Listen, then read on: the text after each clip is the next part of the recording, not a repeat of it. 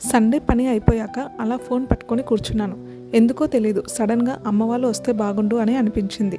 తర్వాత కొద్దిసేపటికి మా అమ్మ నుండి కాల్ వచ్చింది. ఎక్కడికైనా వెళ్తున్నారా, ఇంట్లోనే ఉంటున్నారా అని. లేదు, ఇంట్లోనే ఉంటున్నాము అని చెప్పాను.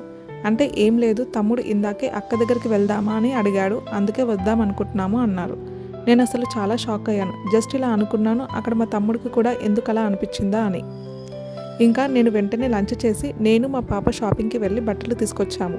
ఎందుకంటే నా రెండో మేనకోడలు పుట్టాక ఇదే ఫస్ట్ టైం రావడం, సో బట్టలు పెడదామని. సడన్గా అనుకున్నారు కాబట్టి మాకు అప్పాలు ఇష్టమని అక్కడ ఇంట్లో రెంట్కి ఉండే ఆంటీ వాళ్ళే చేస్తారు, అందుకే వెంటనే చేపించుకొని తీసుకొని వచ్చింది. అలాగే వేరే పనులు ఉంటే చూసుకొని వచ్చేసరికి లేట్ ఈవినింగ్ అయ్యింది. మా బాబు సర్ప్రైజ్ అవ్వాలని చెప్పలేదు. ఎప్పుడు చూడు అమ్మమ్మ వాళ్ళు వస్తే బాగుండు అని అనుకుంటాడు, అందుకే చెప్పలేదు. నేను ఇయర్లీ వన్స్ ఆర్ ట్వైస్ మా అమ్మ వాళ్ళ ఇంటికి వెళ్తాను. అమ్మ వాళ్ళు కూడా నా దగ్గరికి వన్స్ ఆర్ ట్వైస్ వస్తారు, అంతే. మామూలుగానే అలా మన దగ్గరికి వస్తున్నా మనం అక్కడికి వెళ్ళినా స్పెషల్గా ఉంటా. ఇలా ఇయర్లీ వన్స్ ఆర్ ట్వైస్ అనేసరికి ఇంకా చాలా స్పెషల్గా అనిపిస్తుంది. అంతేకాకుండా అనుకోకుండా ఆషాఢంలో వస్తున్నారు అని గోరింటాకు పండగ చేసుకోవాలి అనుకున్నాము. డిన్నర్ చేశాక పడుకోవడానికి వెళ్తే మా అమ్మని పట్టుకొని నా బాబేమో మా అమ్మమ్మ అని, నా మేనకోడలేమో లేదు నా నానమ్మ అని గొడవ స్టార్ట్ చేశారు. ఇంకా అలా నైట్ ఎవరి పక్కన పడుకోవాలా అని గోల చేస్తూ పడుకున్నారు. నెక్స్ట్ డే యాజ్ యూజువల్ నేను నా రొటీన్ని ఫాలో అయ్యాను. రోజేమో ఎర్లీ మార్నింగ్ నేచర్ని ఎంజాయ్ చేయడానికి యూజ్ అయ్యేది. ఈరోజు నా మేనకోడలతో టైం స్పెండ్ చేయడానికి సెట్ అయింది. నా ఫస్ట్ మేనకోడలు రా అత్త వంట ఆట ఆడుకుందామని పిలిచింది. లేదు, మన ఇద్దరం కలిసి నిజంగా వంట చేద్దామని కలిసి చేశాము.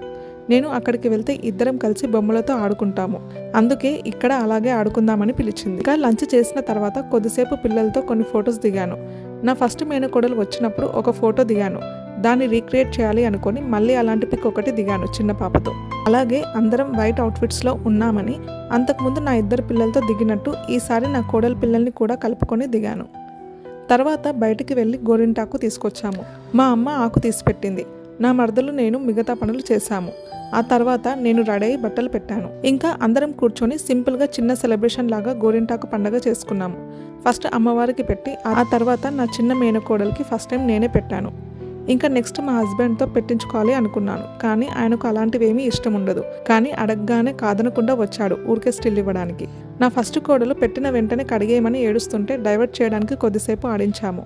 ఆ తర్వాత మా తమ్ముడు కూడా నా మరదలకి పోజ్ ఇవ్వడానికి లైట్గా పెట్టాడు. ఇంకా మా అమ్మకి ఒక పక్కన కూతురు ఒక పక్కన కోడలు పెడుతున్నట్టు ఫోటో దిగాము. చిన్నపిల్లలు ఉన్నందుకు వెంటనే కడిగేసుకున్నాము.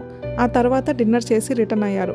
ఉండమని ఎంత అడిగాము, కానీ నెక్స్ట్ డే అర్జెంట్ పని ఉంది అని వెళ్ళిపోయారు. ఒక విషయంలో మాత్రం చాలా హ్యాపీ, నా చిన్న కోడల్ని సమ్మర్ హాలిడేస్లో చూశాను. మళ్ళీ ఎప్పుడు ఎత్తుకుంటానో అనుకున్నాను. అనుకోకుండా ఇలా వచ్చినందుకు చాలా హ్యాపీగా అనిపించింది.